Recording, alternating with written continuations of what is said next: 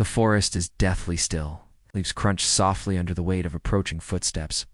Far too deliberate for a deer, far too deliberate for a lost hiker. At the edge of the clearing stands Steve Rogers, otherwise known as Captain America.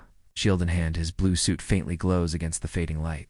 America's super soldier, war hero, the very symbol of human potential. He's here on intel. There have been attacks, gruesome ones, animals slaughtered, hikers missing. Something with claws, something big. Shield wants answers. Steve volunteered. But he's not alone. 20 yards out where the light dies into shadow, something crouches low. Longer than a wolf, broader than a bear. Thick yellow hair matted with mud. It grins, flashing fangs the size of thumbs. This is Victor Creed, the man called Sabretooth. Nothing about him is subtle. He's nearly 7 feet of muscle, fury, and sharpened bone. Enraged animal meets twisted man. Steve Rogers knows him by reputation. A mutant with claws, fangs, a killer instinct, and, perhaps worst of all, a healing factor nearly as good as Logan's. Sabretooth survived things that would kill most men-machines. Mutants, bombs, even Wolverine. This isn't just a beast. He's murder on 2 legs. Sabretooth, as usual, doesn't waste time with words. He lunges. The world becomes blurry, low and blue colliding at impossible speeds. Steve's shield comes up. Claws rake across vibranium, lighting up the dusk with a shower of sparks.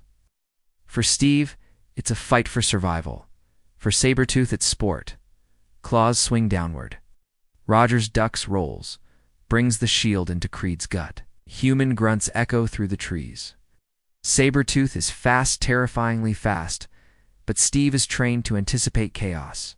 He sidesteps, pivots, counters, blow for blow, shield for claw. Sabretooth's advantages are primal: speed, strength, and reflexes no human could match. Plus, a healing factor that all but closes the gap between injury and death. Captain America needs to be perfect. He can't let one mistake slip through. Steve fights like he's danced this dance before. He has 100 times, in every war, every back alley and battlefield. He leverages every ounce of muscle, every lesson drilled into him in labs and battlefields.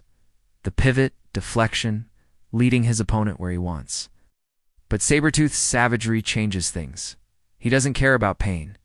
The more he bleeds, the more he enjoys it. He swats Steve's shield aside with enough force to dent trees. Rogers is mortal harder than most, but he fatigues. He can bleed, he can die. It's a chess match played at breakneck pace. Steve presses the attacking mean for pressure points, nerves, knees. Sabretooth doesn't dodge. He grins, takes the hits, grabs the shield. For a heartbeat, the 2 lock eyes. Soldier versus predator. Then Creed wrenches Steve off his feet and, for a moment, it looks over.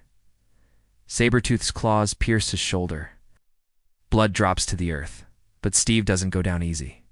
With his free arm, he drags up a handful of dirt and shoves it into Creed's eyes. It's cheap, it's ugly, but it works. He shoves Creed back, grabs his shield, and resets. For Rogers, pride doesn't matter. Staying alive does. The 2 circle. Steve changes tactics. He uses the terrain, vaulting over logs, drawing Sabretooth into tighter spaces. Creed is good at lunging, not threading through branches. Steve leads the beast to calculated retreat, but not a rout. That's the key. Adaptation. He times his attacks for Creed's unpredictability, a classic rope-a-dope. As Sabretooth charges, Steve sidesteps, bringing the shield crashing into the mutant's knee. Bone cracks. Even Creed feels that. It won't stop him for long. Not with a healing factor, but it slows him. And that's all Steve needs. He dives in, a blur of red, white, blue, and scarlet blood. He delivers a flurry of blow-shield fists, feed everything perfectly orchestrated. But there are no final victories against someone like Sabretooth. Steve knows he can't kill the beast, maybe not even knock him out for long. The fight ends not with a decisive blow, but with Sabretooth laughing a low, rumbling sound. He's had his fun. The wounds Steve has given him are already closing. He backs away, disappears into the forest, promising with a look that they'll meet again. Steve leans against a tree, catching his breath, alive, but battered. He's bleeding, but not broken. That's the answer to the question. Can the soldier survive the beast? Yes, but only because Captain America is not just a man. He's brains, heart, and impossibly the will to win. He can stand toe-to-toe with monsters and walk away if only just. Tonight, he's survived Sabretooth. Tomorrow, who knows? But if you're placing bets, never count the soldier out.